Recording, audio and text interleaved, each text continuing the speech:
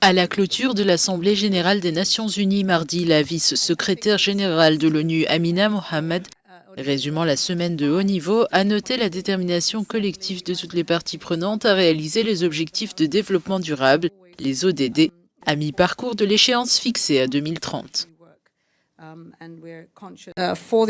La partie consacrée aux ODD a été un sommet de l'espoir.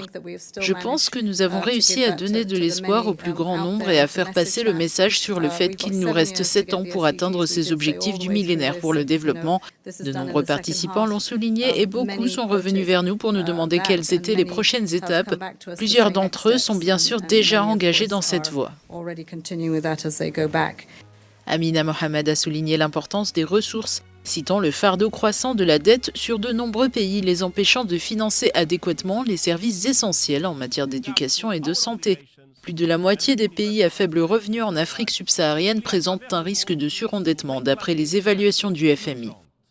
Nos obstacles à la réalisation des objectifs du millénaire pour le développement résident dans la mise en œuvre du financement, des technologies et des échanges commerciaux. Ces 6 transitions ont été importantes pour nous car elles ont porté sur les systèmes énergétiques et alimentaires, la partie numérique ainsi que le climat et la triple crise climatique que nous connaissons.